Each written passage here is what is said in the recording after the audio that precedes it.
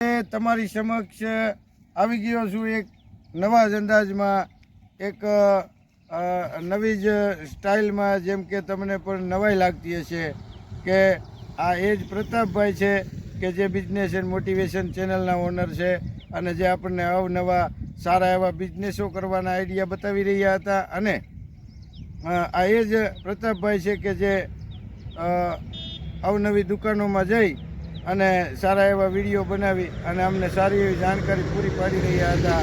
તો સત્ય છે કે આ એ જ પ્રતાપભાઈ તમારી સમક્ષ આજે એક સાધુ સ્વરૂપે તમારી સમક્ષ ઉપસ્થિત છે. તો કહેવાનો ભાવાર્થ એવો છે કે જો કોઈની મદદ જ તમારે કરવી હોય તો સાથી બનો, સ્વાર્થી ના બનો. આ એક શબ્દ છે કે જે સનાતન ધર્મનો એક મહાન શબ્દ છે અને સનાતન ધર્મની પરંપરાને આગળ લાવવા માટે મેં આ વેશ ધારણ કર્યો છે. અને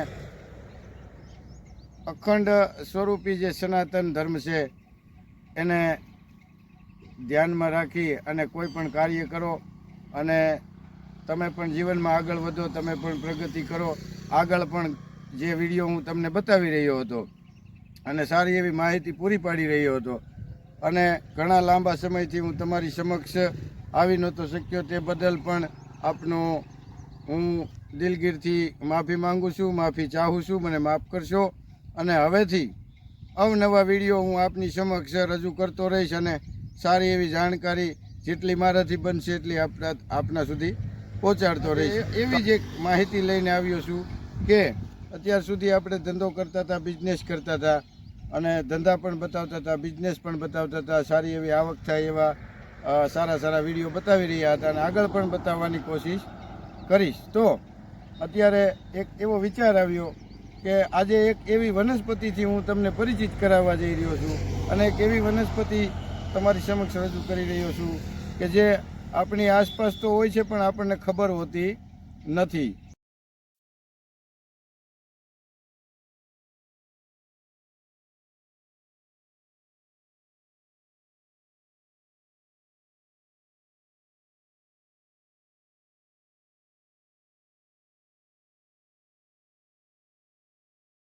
આજકાલ આ બીમારીના યુગમાં, આ દોડાદોડીના યુગમાં, આ ડિપ્રેશનના યુગમાં અત્યારે શરીરના દુખાવાનો ટ્રેડ એક વધી રહ્યો છે.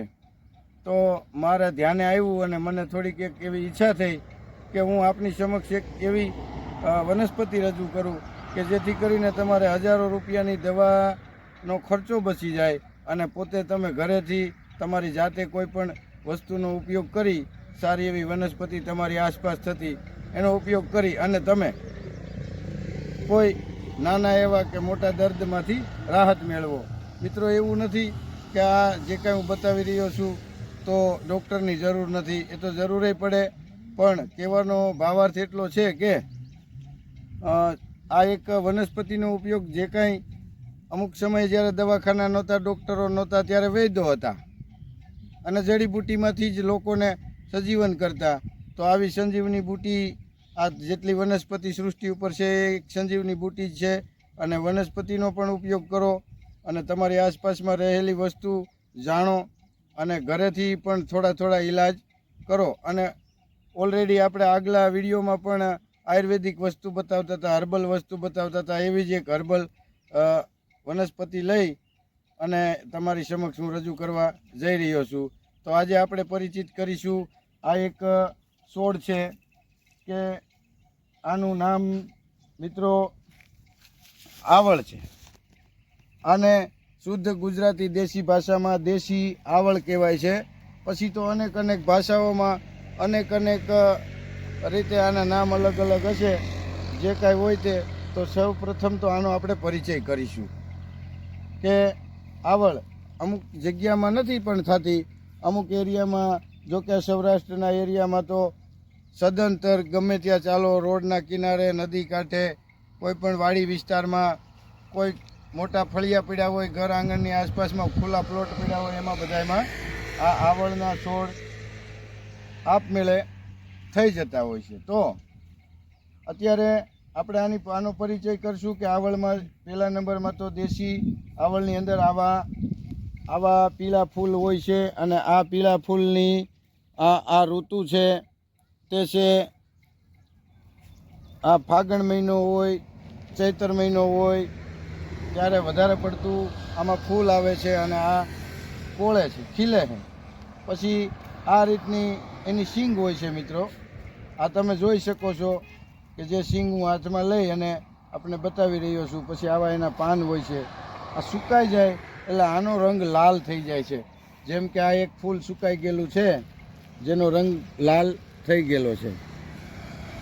તો આ જ્યારે સુકાઈ જાય ત્યારે આનો રંગ એકદમ લાલ થઈ જતો હોય છે.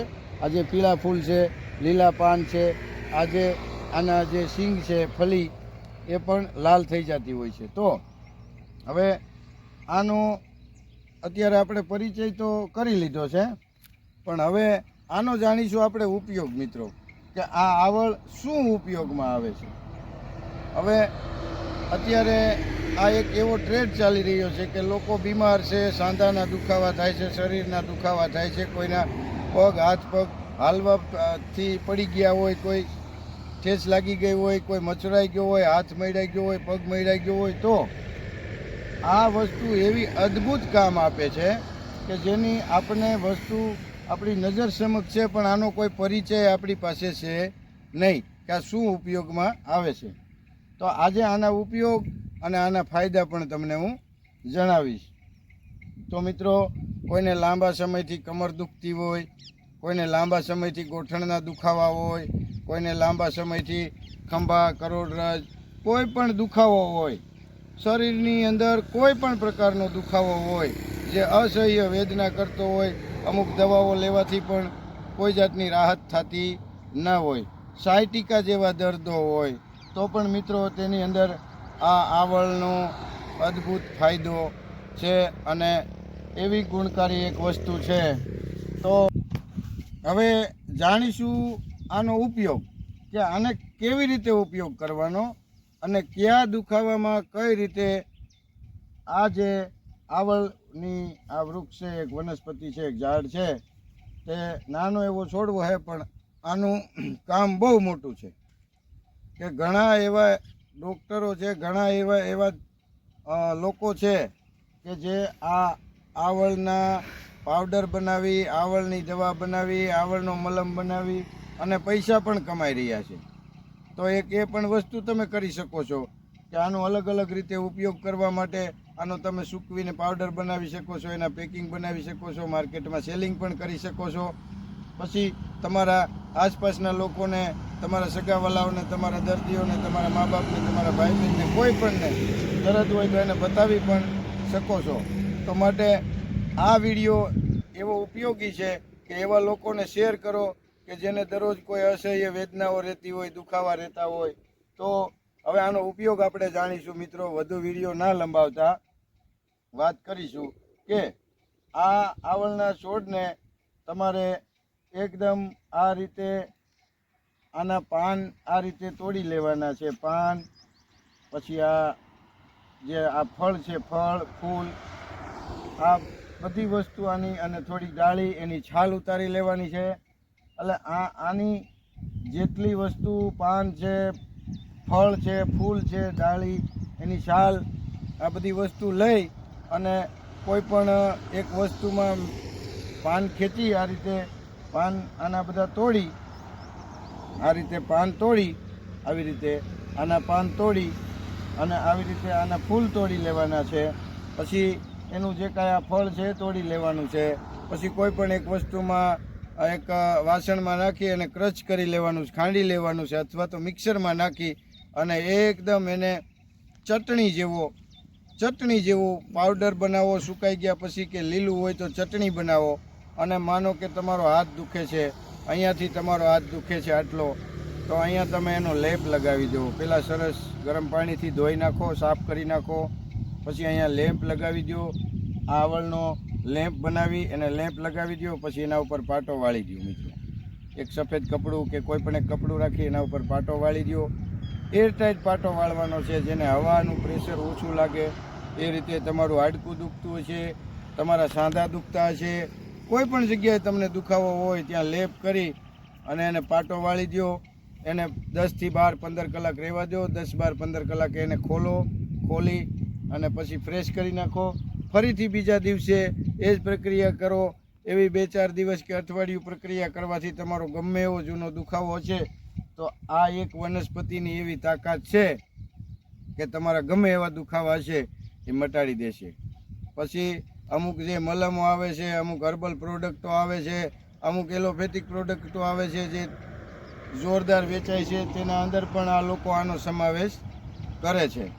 કેમ કે એના ફાયદા જેવા અદ્ભુત છે કે લોકો આપણને ખ્યાલ નથી કે આપણી જ આસપાસની વસ્તુઓ લઈ અને મોટી મોટી કંપનીઓ પ્રોડક્ટ બનાવે છે અને તમારી સામે માર્કેટમાં મૂકી અને તમારી પાસેથી લાખો રૂપિયાનું વેપાર કરે છે. તો એ ખર્ચો કરવા કરતાંય તમને આ એક એવું ફાયદાકારક વનસ્પતિ બતાવી રહ્યો છું અને મને એવી આશા છે કે મારો વિડીયો તમને ગમ્યો છે અને મારા વિડીયોમાંથી તમને કંઈક જાણવા મળ્યું છે.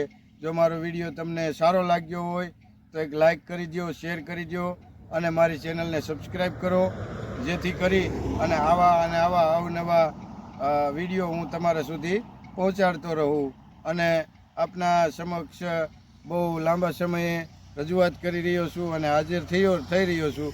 તે બદલ હું આપની સમક્ષ માફી માંગુ છું અને હવે બને એટલી કોશિશ કરતો રહીશ કે હું તમને આવા સારા વિડીયો અને સારી માહિતી પ્રદાન કરતો રહું, આપના સુધી પહોંચાડતો રહું. તો હવે રજા લઈશું અને કોઈ આવળનો ઉપયોગ કરી ચૂક્યા હોય તો મને કોમેન્ટ કરજો, અથવા તો ક્યાંય આવળ જોવા મળે તો મને કોમેન્ટમાં જણાવજો કે આ ઉપયોગ કરો અને કોઈ રિઝલ્ટ આવે તો પણ મને કોમેન્ટમાં જણાવજો. અને સ્ક્રીન ઉપર મારો નંબર પણ, ડિસ્ક્રિપ્શનમાં પણ મારો નંબર છે. કોઈ પણને કાંઈ પણ માહિતીની જરૂર હોય તો આપ મને વિના સંકોચે અને એની ટાઈમ ગમે ત્યારે ફોન કરી શકો છો. તો જય સનાતન ધર્મ, જય અલખધણી.